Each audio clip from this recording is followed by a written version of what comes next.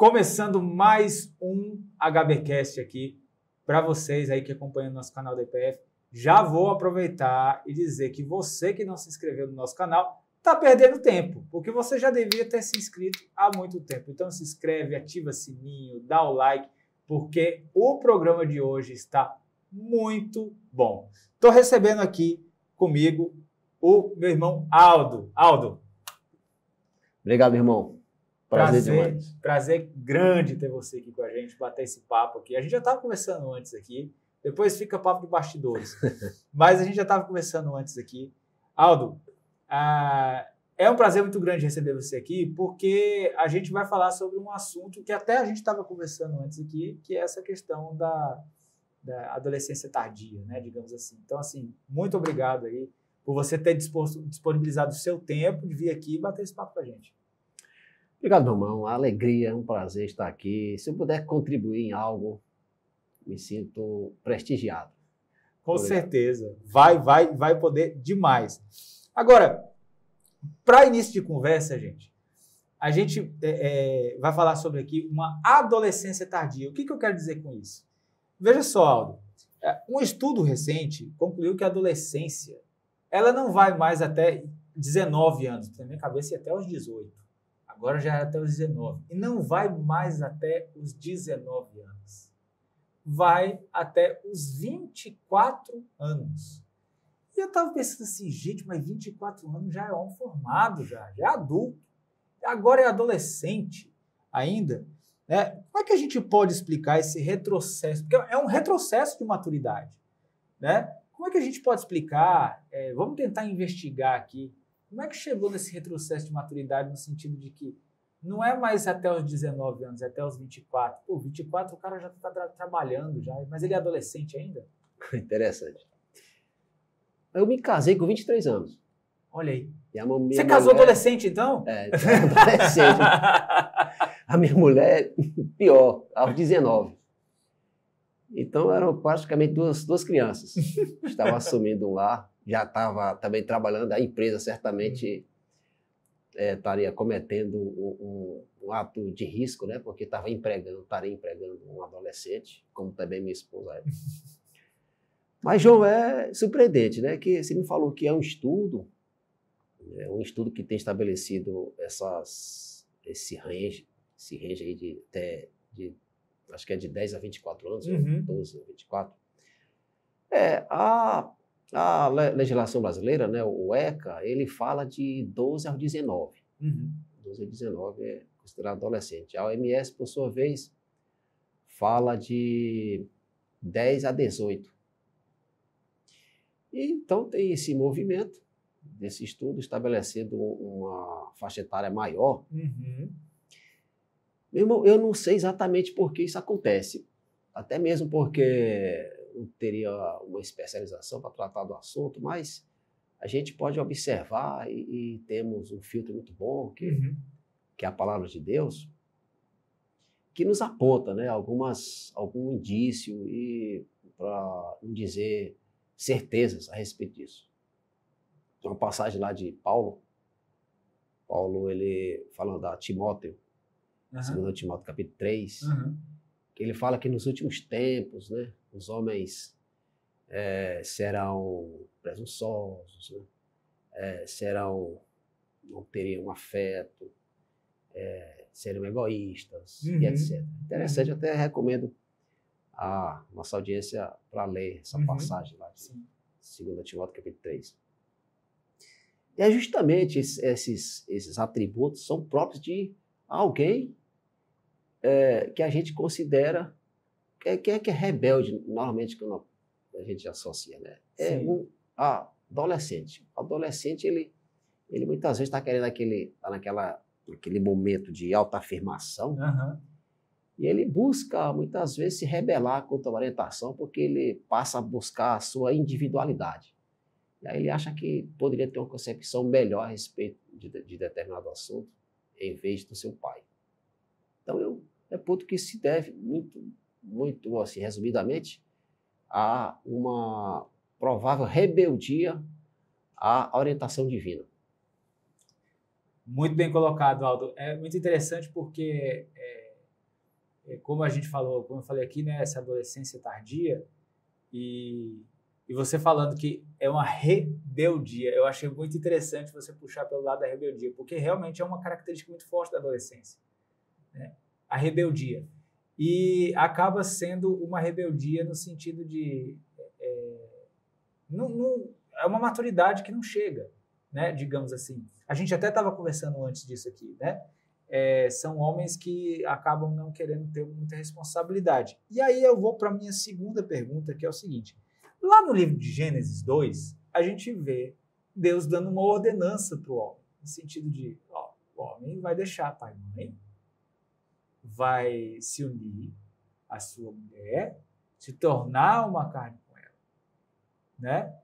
E então é um processo, né? Deixar, unir-se e tornar-se. Eu conversei com o Hernandes Dias Lopes uma vez, ele falou assim, a gente está trocando tudo agora na sociedade. As pessoas estão se unindo, aliás, estão se tornando uma carne só antes de deixar pai e mãe e antes de se unir. Elas não se unem mais, né? Elas só se tornam uma carne só. E aí acontece que esse homem aqui ele não quer mais responsabilidade. Casamento é chato, casamento é uma prisão. Então, assim, por que você acha que algo tão precioso como o casamento se tornou tão assustador para o homem? O homem foge de casamento, né? Aliás, para o adolescente, né? Que não é mais homem. O adolescente, né? Cara, eu penso que existe alguma concepção utilitarista. O cara vai buscar algo que seja interessante para si mesmo. Uhum. Então, imagina, o que é que normalmente a gente faz em favor de alguém que não tem responsabilidades? A gente cuida. Né? Então, se tem filhos novos nessa faixa etária de 10, 12, 13 anos, eles precisam ser cuidados, ser instruídos, né? Preciso financiá-los. E, normalmente, eles são beneficiários de cuidados. Uhum. Então, eu penso que as pessoas, quando elas resolvem se assumir como adolescentes, admitem a pertinência de um estudo desse, eles estarão sendo inteligentes, no sentido de estar buscando usufruir das vantagens. Então, tem proteção legal, inclusive, né? Proteção legal. Isso. Eu falei que o ECA estabelece a faixa etária limite de 19 anos, mas dependendo de uma situação em que o adolescente teria que responder por seus atos, a lei estabelece até os 21 anos. Ou seja, veja que existe uma aversão à responsabilidade, à assunção de responsabilidade. Uhum.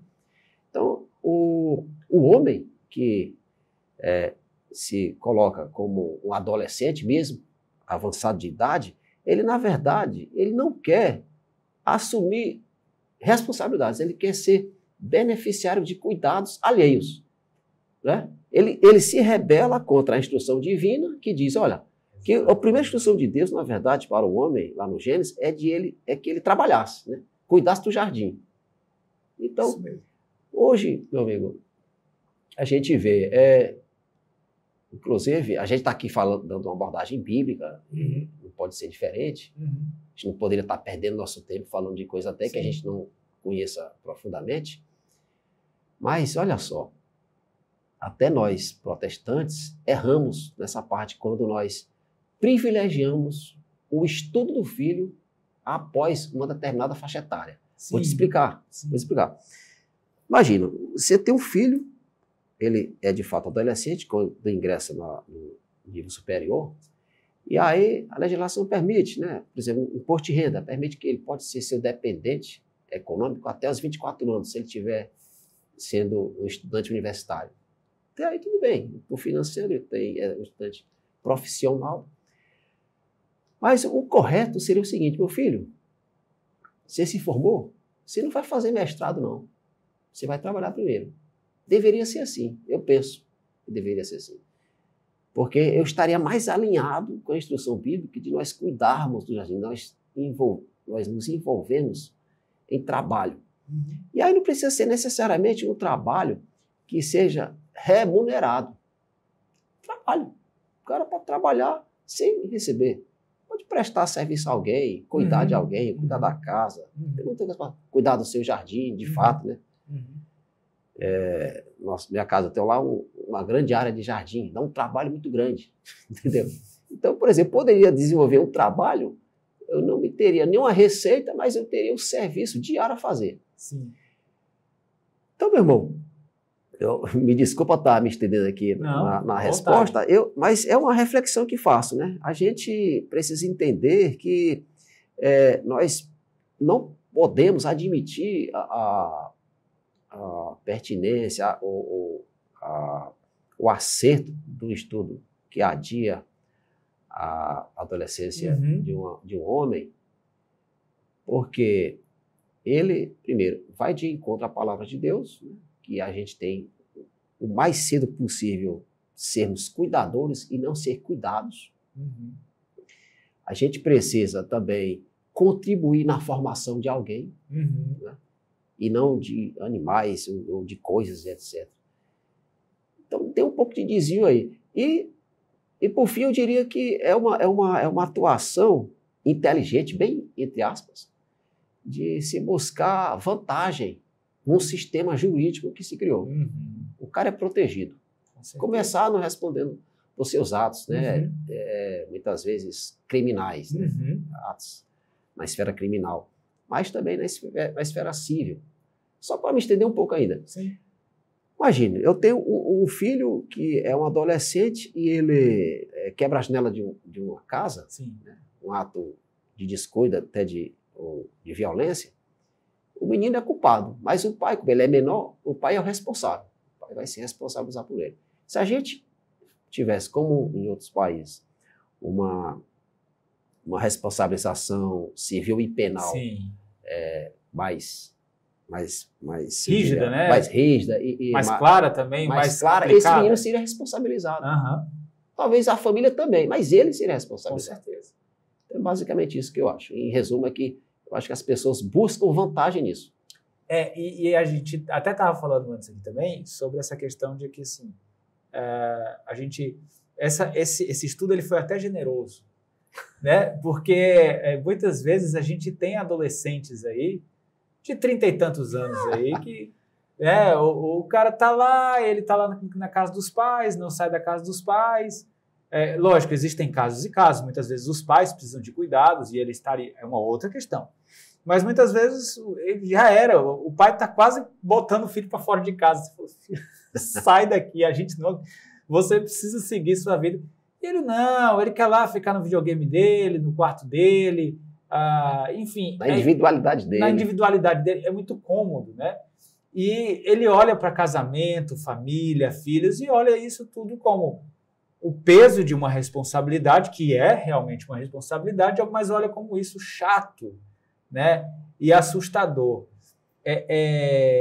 Existe alguma forma, na sua opinião, da gente talvez tentar reverter um pouco esse quadro, de falar para esses garotos, esses homeninos, que fala assim, né, que são homeninos, né, que falam assim, olha, responsabilidade é bom. Você acha que existe alguma forma de reverter ou não? É caso perdido já?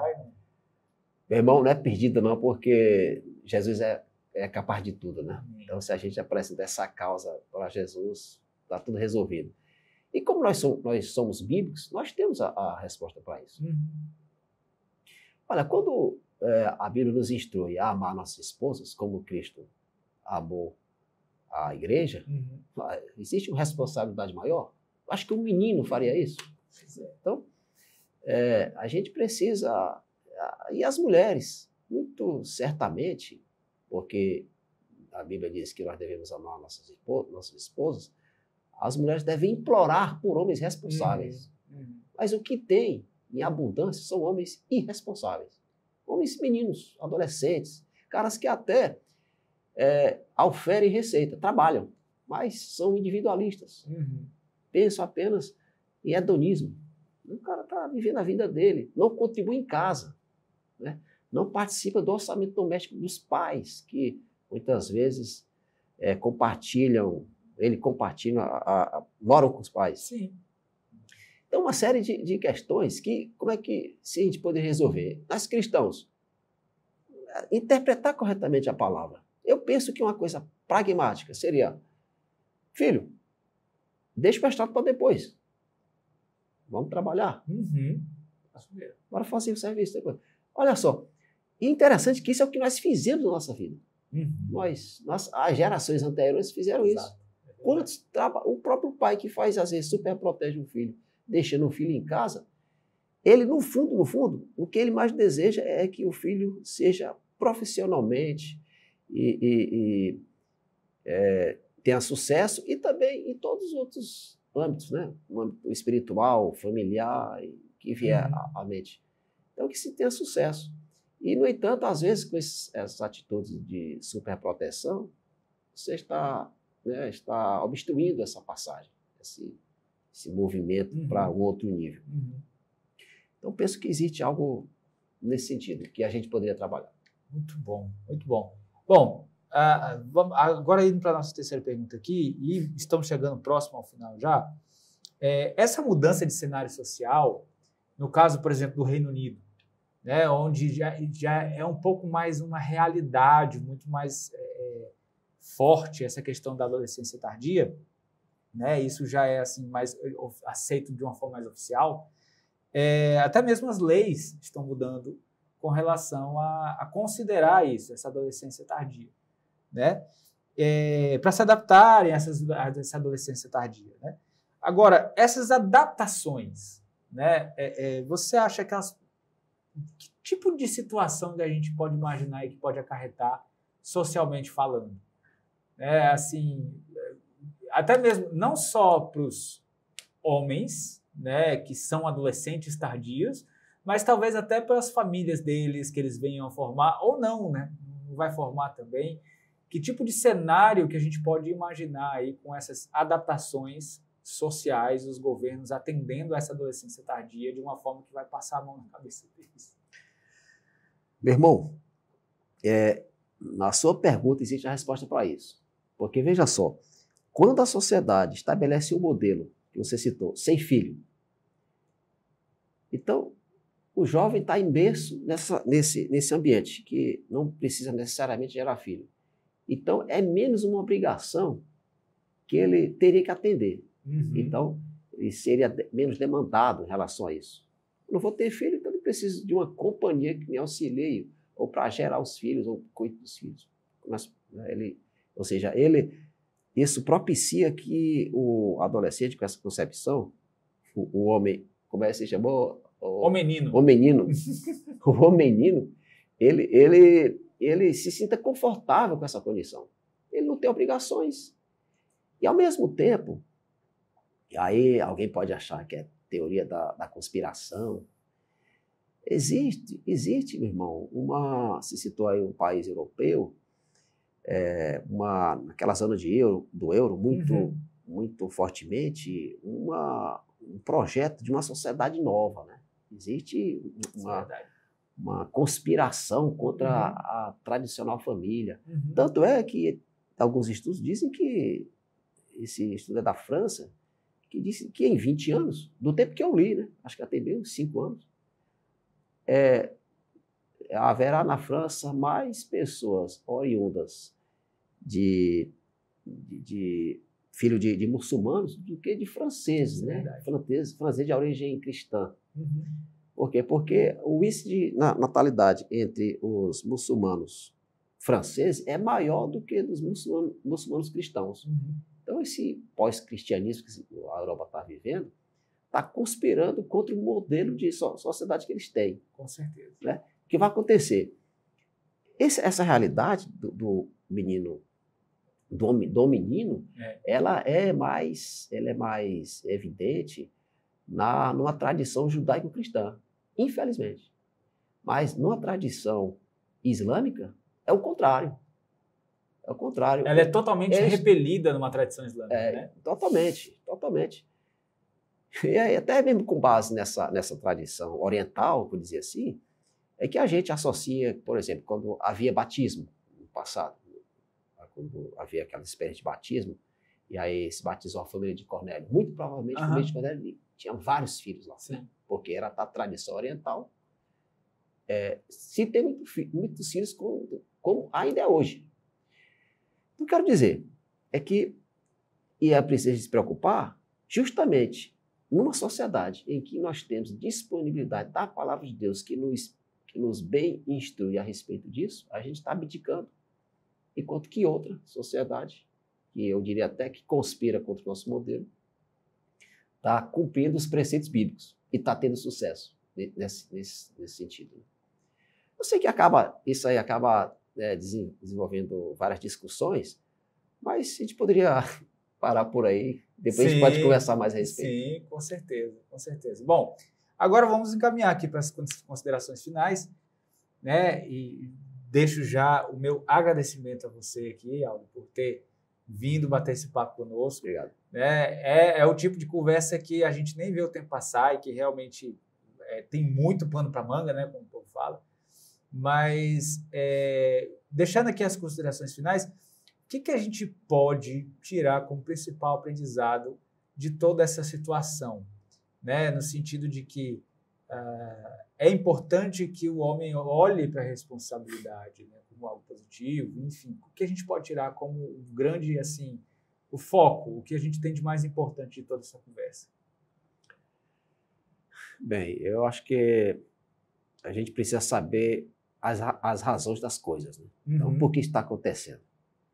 Eu acho que existe o aspecto econômico da coisa. Certo. E um outro aspecto que é o moral, o espiritual. Então, econômico. Por que existe isso? Eu digo isso, é importante buscar as razões, porque as coisas não acontecem ao acaso, né? É uma bobagem a gente achar que as coisas são feitas ao acaso. Então, quando a pessoa admite que pode ser um adolescente tardio, é porque ele vai tirar vantagem disso. Tem vantagem econômica. E aí, quem está tirando vantagem? O próprio adolescente, se considera assim, são os pais que são super protetores, entende isso? Eu diria, o custo. As pessoas pensam em custo de moradia. Se você é independente, tem que morar. Onde é que eu vou morar? Vou morar, a única casa que posso comprar é na periferia da cidade. Ok, e o transporte, entendeu? Então a pessoa acaba tornando essa condição, transformando isso em números, e aí ele vê, é melhor eu manter essa condição mesmo de adolescente independente, morando aqui com meu papai, minha mamãe, não vou assumir compromisso com ninguém, vou ficar na minha, vou curtir minha vida. Então, o cara não tem demandas econômicas para ele se mexer, né? Para fazê-lo se alavancar. E aí, o lado moral que eu vejo. Olha só, o homem, ele é inclinado aos prazeres, né? A prazeres, a coisa imediata, e não quer comprometimento com a verdade, com a palavra. Muitas vezes, quando a pessoa está em erro, ela evita amigos que se colocam numa posição mais crítica, ele passa a ter outro ciclo de amizade. E a coisa vai piorando, entendeu? Enfim, existe o utilitarismo dos dois lados, né? No âmbito moral e espiritual, moral espiritual e econômico. Os dois acham que tem vantagem nisso e por isso que essas coisas prosperam, apesar da palavra de Deus instruir ao contrário disso. Muito bom. Aldo, grande prazer conversar com você, bater esse papo aqui sobre os homeninos. Nem tudo está perdido, né? Gente, realmente, olha aqui, assuma a responsabilidade, porque a responsabilidade faz muito bem.